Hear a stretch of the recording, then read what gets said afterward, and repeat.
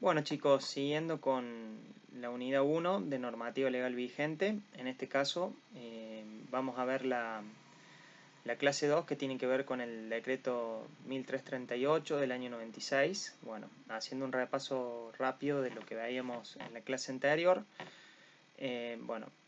Básicamente en el año 72 se sancionó la primera ley que tiene que ver con el marco o el reglamento de higiene y seguridad, la que finalmente diera paso a muchas otras normativas que se sucedieron. Y bueno, en el año 1996 se produjo un año muy importante en la disciplina porque además de la ley de riesgo de trabajo que vamos a ver en la clase que viene, se produce se sanciona un decreto en realidad muy importante que es el decreto 1338/96, es decir, del año 96, que establece la regulación de los servicios de higiene y seguridad en el trabajo y medicina laboral. Bien, para comprender y poder digamos, facilitar la comprensión del decreto para bajo su lectura, digamos, es importante tener en claro ciertos conceptos. Servicio de higiene y seguridad es todo aquel servicio comandado por un profesional matriculado eh, en su colegio de su jurisdicción correspondiente donde trabaja, bajo un título profesional, ya sea un licenciado en higiene y seguridad, un ingeniero laboral, que fue una carrera que anteriormente se dictaba, o los técnicos superiores en higiene y seguridad del año 1983, fue un grupo de profesionales cuando todavía no existía la carrera de grado, y todos los profesionales, ingenieros, licenciados y demás que tengan algún posgrado en higiene y seguridad, lo cual los habilita para hacer higiene y seguridad en la profesión de la ingeniería que elijan. Por ejemplo, si un ingeniero eléctrico puede hacer un posgrado de higiene y seguridad y hacer higiene y seguridad en instalaciones eléctricas o en la actividad eléctrica. Bien. Los licenciados en higiene y seguridad pueden matricularse en su jurisdicción, es decir, por ejemplo, Córdoba, en el Colegio de Ingenieros de Córdoba, o si hubiese un colegio específico de higiene y seguridad, y realizar el asesoramiento. Eso por un lado, es decir que este decreto establece quiénes pueden comandar un servicio de higiene y seguridad, y su función es, bueno, prevenir, digamos, a través de diferentes acciones, implementar un sistema de gestión que, digamos, de alguna manera prevenga accidentes de trabajo y enfermedades profesionales mediante la aplicación del decreto 351 que veíamos en la clase anterior, y decretos específicos que puedan surgir para cada actividad. Por ejemplo, el agro tiene un decreto que es el 617/97, que es un decreto específico para la higiene y seguridad en el agro. O el decreto, por ejemplo, 911 del año 96 también, que es un decreto exclusivo de la industria de la construcción, por ejemplo. Lo que es importante tener en cuenta, digamos, para comprender de alguna manera lo que tiene que ver, digamos, con esta normativa, yo tengo que tener en cuenta lo que repasamos recién, lo que es un servicio de higiene y seguridad y lo que es un servicio de medicina laboral.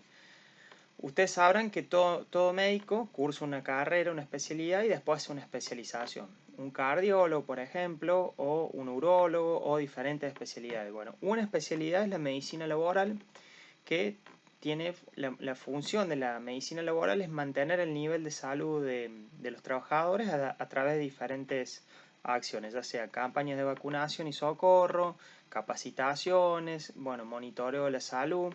El médico laboral es el que determina la aptitud o no de una persona cuando ingresa a trabajar. Por ejemplo, una persona que, digamos, lo que se hace es un examen preocupacional a toda persona que va a ingresar a una empresa, es decir, para saber el estado de su salud y obviamente verificar si su cuerpo, su aptitud psicofísica es acorde para realizar ese trabajo.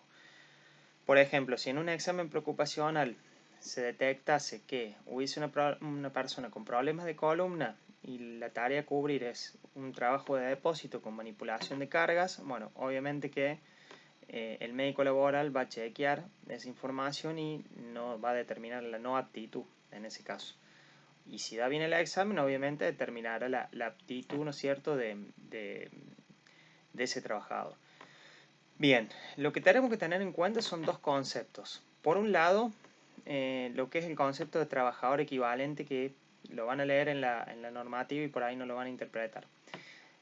Un trabajador equivalente es la cantidad de trabajadores de producción más el 50% de los trabajadores administrativos. Por ejemplo, una empresa que tenga 10 operarios en depósito o en producción, se cuentan los 10. Y esa misma empresa tiene 10 operarios administrativos, se cuenta la mitad. O sea que habría 10 empleados administrativos, 10 de producción, pero en realidad serían 15 trabajadores equivalentes porque se cuentan 5 en el caso administrativo.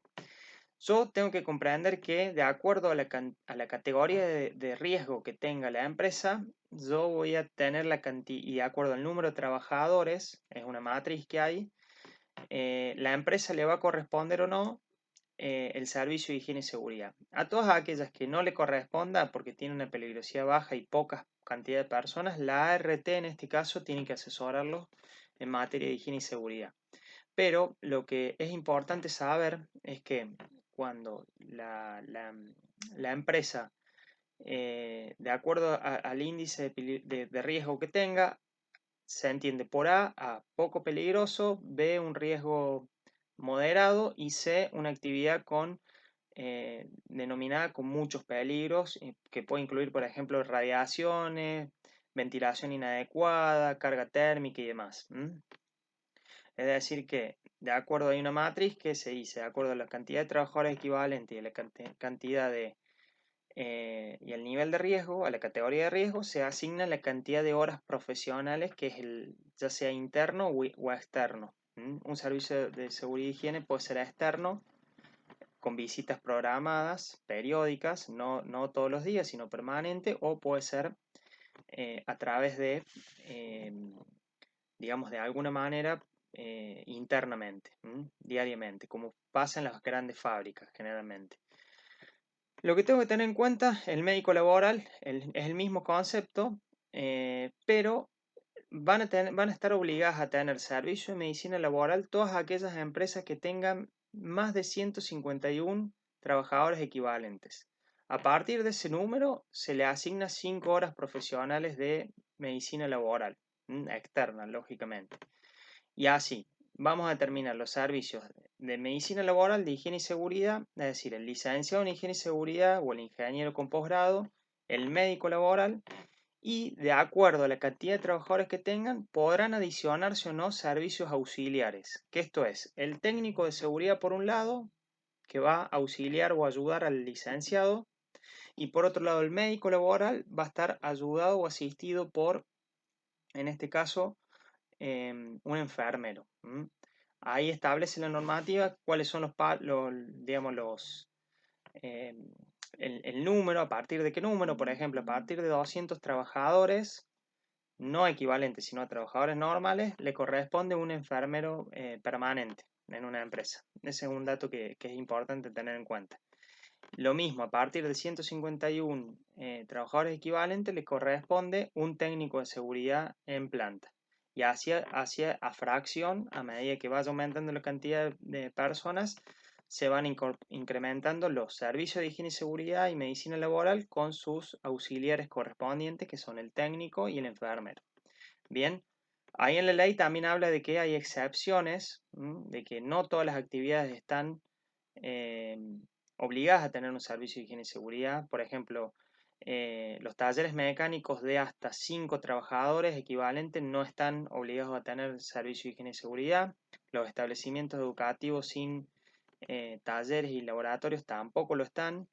Y algunas otras actividades que, por ejemplo, las actividades agrícolas de hasta 15 trabajadores equivalentes, que es muy poco probable que haya, están exentas de tener servicio de higiene y seguridad. Y bueno, en ese caso la ART deberá asesorarlos en materia de higiene y seguridad.